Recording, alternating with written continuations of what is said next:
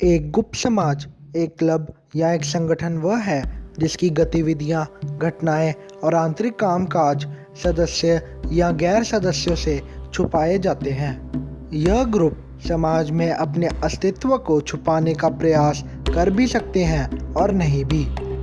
इन groups के लोग अपनी गतिविधियों और सदस्यता को छुपाते हैं, लेकिन सार्वजनिक उपस्थिति बनाए रखते हैं।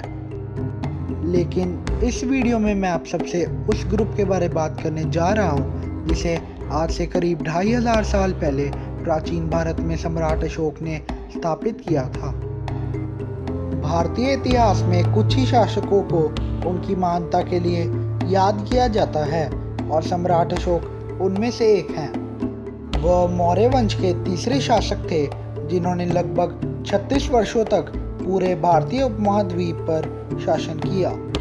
अपने शुरुआती दौर में वह एक क्रूर और हिंसक सम्राट के रूप में जाने जाते थे, लेकिन कलिंग युद्ध के हुए नरसंहार ने सम्राट अशोक के अंतरात्मा को हिला दिया था। हालांकि कलिंग की लड़ाई बहुत ही क्रूर और घातक थी, लेकिन उसने सम्राट अशोक को एक क्रूर और तामसी शासक से एक अहिंसक और शांतिप्रिय सम्राट में बदल दिया। इस युद्ध के कारण ही 9 अज्ञात पुरुषों के समूह का गठन हुआ। अशोक ने बौद्ध धर्म के सिद्धांतों का पालन किया और अपने जीवन में बहुत ही अच्छे काम किए।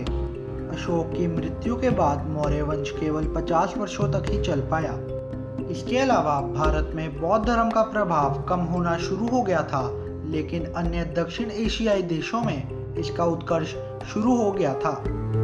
बौद्ध धर्म अपनाने के बाद उन्होंने उसे अपने जीवन में ढालने की भी कोशिश की थी। उन्होंने शिकार और पशु हत्या करना छोड़ दिया था।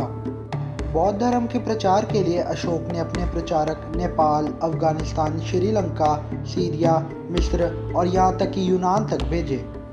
लेकिन अशोक ने यह भी माना कि मानव जाति अपनी बल और बुद्धि का प्रयोग करना जानती है और वह इसे अच्छे बुरे दोनों तरह के कामों में उपयोग कर सकती है। साथ ही साथ इंसान विज्ञान और तकनीक का उपयोग मानव जाति के विनाश के लिए भी कर सकता है। इन सभी बातों पर गौर करते हुए सम्राट अशोक ने यह फैसला किया कि वो कोई ऐसा रास्ता निकालेंगे जिससे आधुनिक तकनीक और विज्ञान की सारी गुप्त जानकारियों को ऐसे लोगों से छिपा कर रखा जा सके जो इसे गलत कामों में उपयोग कर सकते हैं। इस दिशा में आगे बढ़ते हुए सम्राट अशोक ने 9 अज्ञात पुरुषों की एक सीक्रेट सोसाइटी बनाई जो द 9 अननोन कहलाए। यह ऐसे अज्ञात पुरुषों का समूह था जिन्होंने दुनियादारी से खुद को अलग कर लिया था ताकि राजनीति या मुख्यधारा विज्ञान के साथ किसी भी तरह के व्यवहार से बच सकें। वे सांसारिक रहस्यमय तथ्यों के संरक्षक और अभिभावक के रूप में काम करते थे।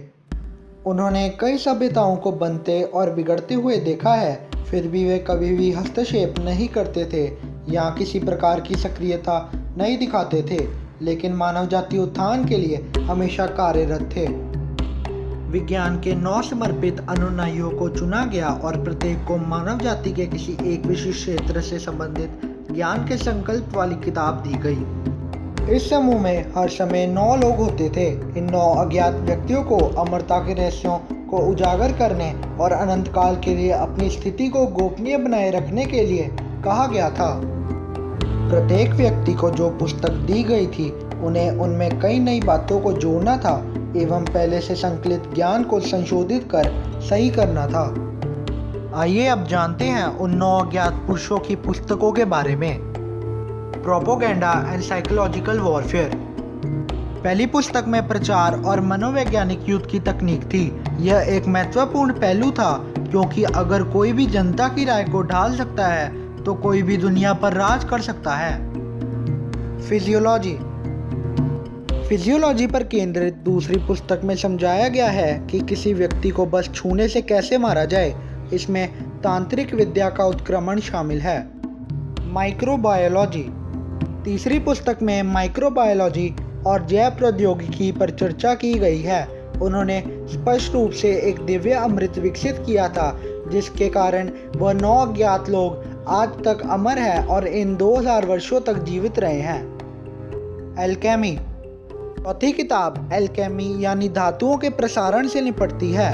कई इतिहासकारों ने इस सिद्धांत का समर्थन करते हुए दावा किया है कि गंभीर सूखे के समय में मंदिरों और राहत संगठनों ने एक गुप्त स्रोत से बड़ी मात्रा में सोना प्राप्त किया था। कम्युनिकेशन। 5वीं पुस्तक में संचार के सभी साधनों का अध्ययन किया गया था, दोनों स्थलीय के साथ साथ अतिरिक्त स्थलीय, जिसका अर्थ है कि 9 अज्ञात पुरुषों को एलियंस के बारे में भी पता था। ग्रेविटी। 6ठी पुस्तक ने गुरुत्वाकर्षण के रहस्यों का पता लगाया और निर्देश दिया कि कैसे एक एंटी ग्रेविटी फ्लाइंग मशीन, जिसे विमान कहा जाता है, का निर्माण किया जाए। कॉस्मोलॉजी। 7वीं पुस्तक ब्रह्मांड विज्ञान और ब्रह्मांड से संबंधित सभी मामलों से निपटती है। लाइट।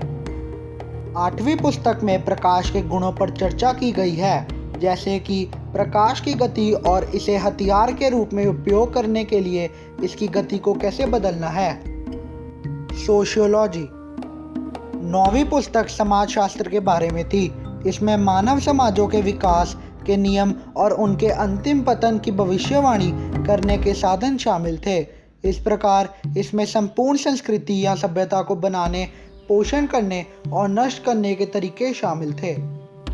इन रहस्यमय पुस्तकों में कई विषयों का ज्ञान शामिल है, जिनमें से अधिकांश के बारे में आज भी हम नहीं जानते हैं। वास्तव में 9 अज्ञात पुरुषों की कहानी 2000 वर्षों से भी ज़्यादा पुरानी है।